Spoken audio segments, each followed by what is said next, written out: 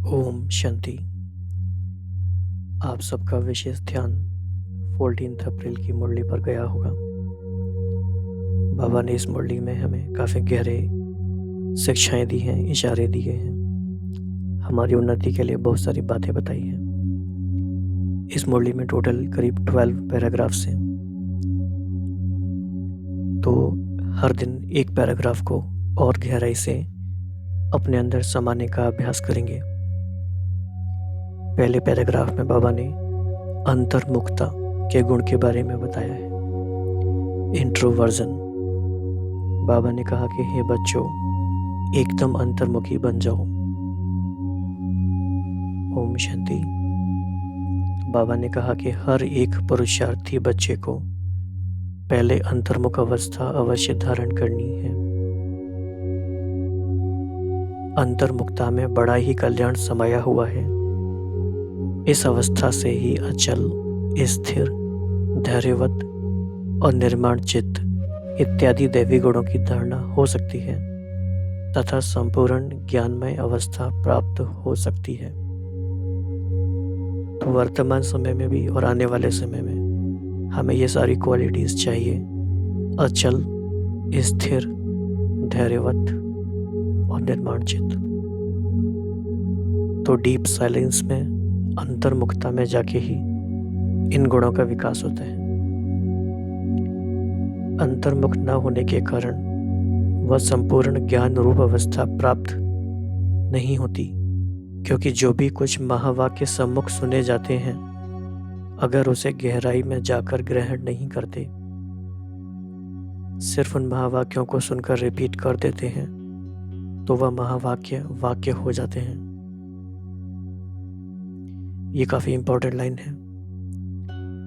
एक एक महावाक्य जो हम सुनते हैं, कितनी गहराई है उनमें। और शायद जैसे भी हमने अव्यक्त बाप दादा को वीडियोस में अगर देखा है, तो हम देखते हैं कि बाबा कितना धीरे धीरे आराम आराम से हमें अव्यक्त मुरली सुनाते हैं।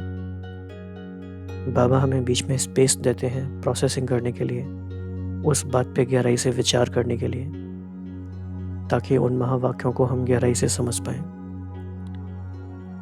तो उन महावाक्यों को हमें वैसे ही गहराई से समझना है, टाइम लेके समझना है। जो मुरली हम 20 मिनट्स में पढ़ लेते हैं, वो मुरली पे हमें 2 घंटा देना है, ताकि वो गहराई से हमारे मन में समाए। तो बाबा ने आगे कहा, जो ज्ञान रूप अवस्था में रहकर महावाक्य नहीं सुने जाते, उन महावाक्यों पर माया का परछाया पड़ जाता है। तो ये काफ़ी इंटरेस्टिंग बात है कि ज्ञान के सागर का ज्ञान समझने के लिए मन एकदम शांत और अंतर्मुखी होना जरूरी है। अदरवाइज हम कुछ का कुछ और समझ लेंगे। तो अब ऐसी माया के अशुद्ध वाइब्रेशन से भरे हुए महावाक्य सुनकर सिर्फ रिपीट करने से खुद सहित औरों का कल्याण होने के बदले अकल्याण हो जाता है। तो ये काफ़ी समझने वाली बात है। माया के अशुद्ध वाइब्रेशन से भरे हुए, तो किस इंटेंशन से हम वो बात कह रहे हैं, उसमें कल्याण की बात समाई हुई है। इसीलिए बाबा ने कहा कि हे बच्चों, एकदम अंतर्मुखी बन जाओ। तो हमने ये पैराग्राफ पढ़ा। अब हमें क्या करना है? हमें अपनी दिनचर्या में क्या क्या परिवर्तन और लेकर आने हैं, क्योंकि आवाज़ की दुनिया से परे जाना है और हमारा घर शांतिधाम आवाज़ से परे है। तो हमें आवाज़ से धीरे धीरे परे होने का अभ्यास भी करना है। और बाहर जितनी भी चीज़ों में हमारा समय जाता है, हमारा इंटरेस्ट होता है, या जितनी बातों को हम डिस्कस करते हैं, उन सब बातों से धीरे धीरे अपने आप को निकाल के सिर्फ उस बात में समय लगाना है जो बाबा ने हमें ध्यान खिंचवाया है। हमारे पास उतना ही समय है कि बस हम बाबा जैसे कहते हैं वही कर पाए।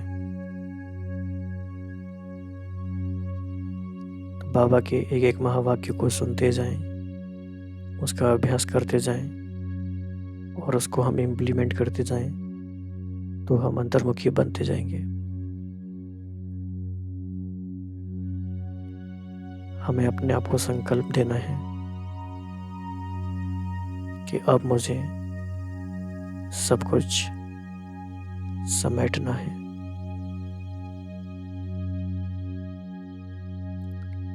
ये समेटने का टाइम है, रिटर्न जर्नी है, वापस घर जाने का समय है।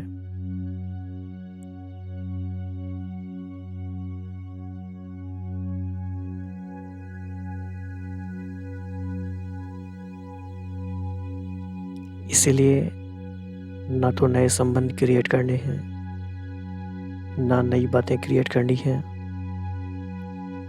जो कुछ है उसे समेटना है।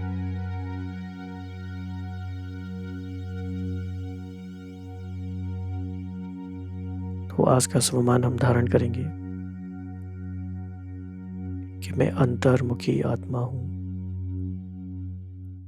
अचल, स्थिर, धैर्यवत और निर्माण चित्त।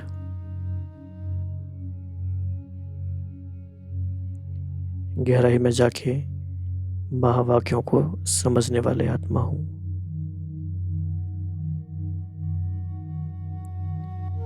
और अपनी अंतर्मुखता के वाइब्रेशन से अपने चारों ओर की आत्माओं को अंतर्मुखता का मदद करने वाली आत्मा हूं। जैसे जैसे हम अंतर्मुखी होते जाएंगे, हमारे चारों ओर आत्माओं को अंतर्मुखी होने में मदद मिलेगी।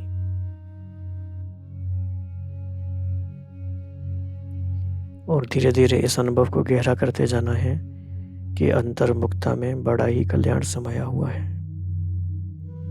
अंतर्मुखता में बड़ा ही कल्याण समाया हुआ है।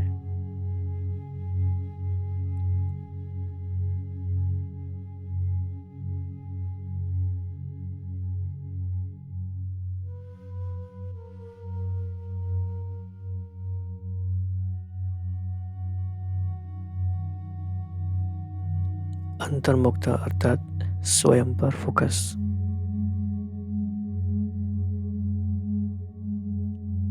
दादी जान की कहती थी कि 90% फोकस उनका इनसाइड रहता है, ओनली सेवा के निमित्त मात्र 10% फोकस आउटसाइड रहता है। तो अंतर्मुखता ही स्थिति बनाने में मदद करती है। तो सेल्फ एनालिसिस के लिए आपको क्या लगता है कि कितना % अंतर्मुखी हम हैं?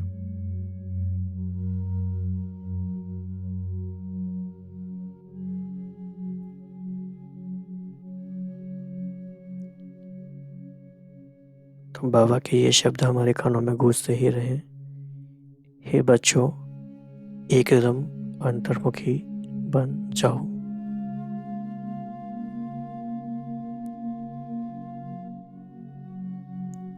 ओम शांति।